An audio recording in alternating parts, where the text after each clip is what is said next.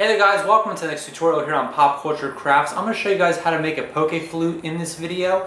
I searched around online for a whole bunch of different renditions of the PokeFlute. I decided to go with the same one that you kind of see in the mini-series Pokemon Origins. So that's the one we're going to be making. It's really simple craft to make. It's just a piece of like an electrical conduit, some craft foam, and a plastic ball that we're going to paint, and that's about it. As always, all of the materials you're going to need are listed in the description box below, and let's head into making the PokeFlute. Hope you guys like the video.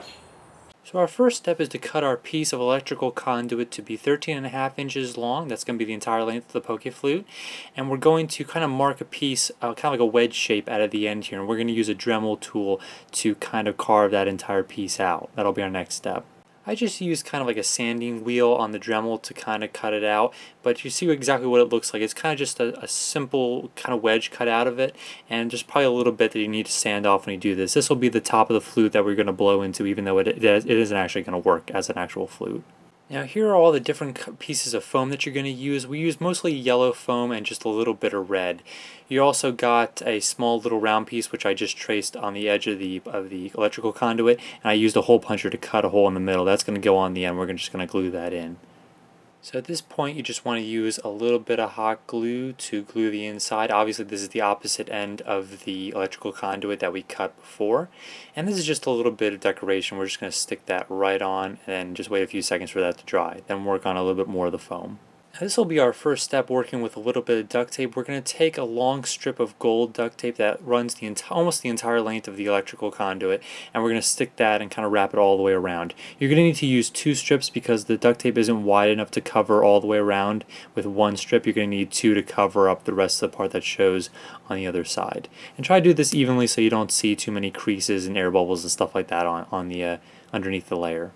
Next we're going to take our 3 3/4 by 1 1/4 inch piece. I'm going to put a little bit of glue on the top here, and I'm simply going to just stick this down and kind of wrap it all the way around. You kind of need to put a little bit of hot glue and just kind of wrap it all the way around. Maybe every couple, half inch or so, put a little bit of glue, and then as soon as you get all the way to the very end you want to just seal it together and try to make it as clean of edge as possible. It's a little bit difficult to do with the hot glue sometimes.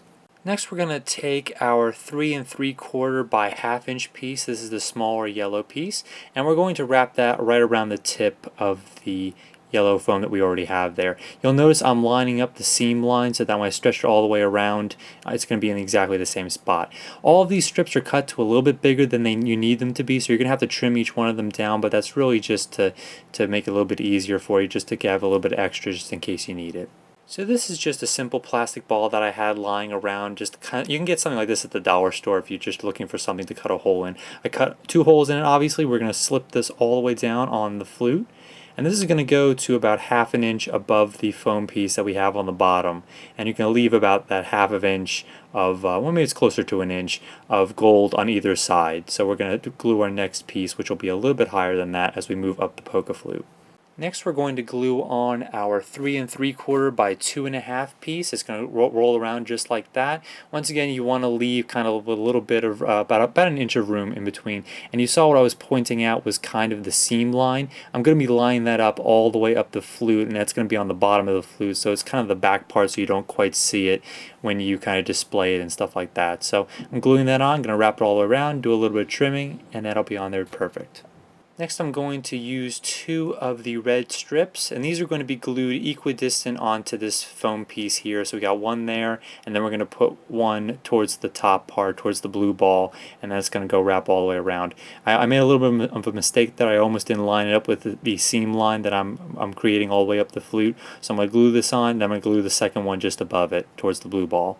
Next I cut a piece of black duct tape, and this is going to serve as kind of the shadow underneath the piece where you see the flute holes on it. I'm going to be using like a hole punch to punch holes in the foam, and then you're going to see the black underneath, which is supposed to be the inside of the flute, but it's actually the black duct tape because this isn't a working flute. This is the top part of the flute. You can see it's kind of opposite the wedge that I cut out, and then this is going to be cut out. You're seeing where the holes are going to be cut, and that's going to be glued on all the way to the tip. So you can see there's a little bit of room in between. So now I flip the entire thing over, I put a line straight through it, I put some marks with the X's where I'm going to put the holes. And now I have my hole punch, I'm going to fold it in half, and this is the underside, so you're not going to see any of the pen. I need to kind of line it up so I'm cutting out just half of it. And when you open it up, you see you got a full hole there for the flute hole. So now we have this working on these other three holes.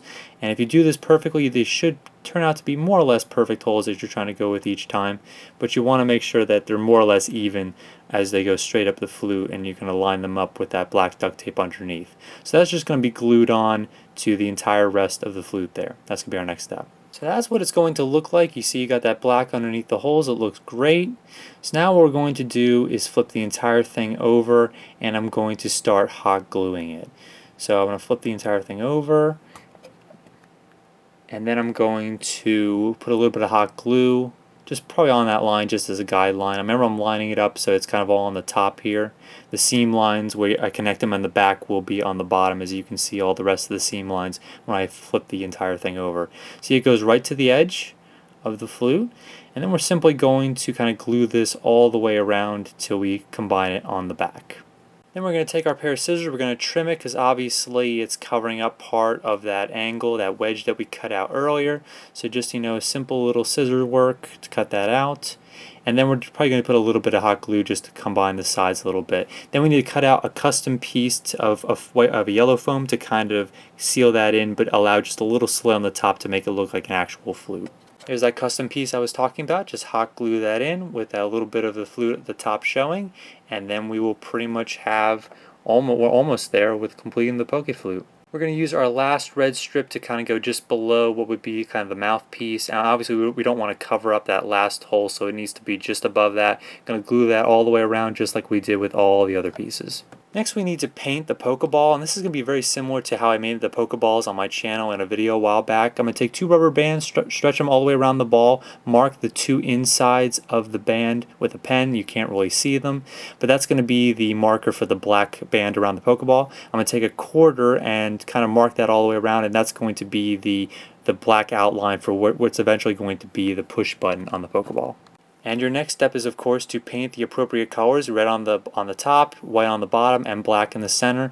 To add the little spot for the Pokeball button, you're going to take just a little piece of white foam and trace a dime onto it to get the right size. And if you don't have white foam, it was just this little piece, you can color a piece of the yellow foam with a white paint, and then you'll be good to go. And then you're done. Alright, so that's how to make a PokeFlute. Now, alas, it does not actually work as a flute, so if you encounter a sleeping Snorlax, you're kind of out of luck. But it's a pretty simple prop to make. I did put a little bit of Mod Podge on the Pokeball to kind of seal it in and prevent the paint from chipping, and kind of gives it that nice glossy feel. The hardest part about making the flute will probably be just gluing it with the hot glue to make it look nice. Hot glue doesn't typically work for really detailed work because it tends to get all over the place. And if it gets on the foam, it's very hard to peel off. You kind of have to get it off as soon as it's hot. Otherwise, once it gets onto the foam, it gets absorbed by it, and you won't be able to get it off from there. But pretty simple to make. Hope you guys enjoyed the video. I'll catch you next time on Pop Culture Crafts for more videos coming soon. Take care.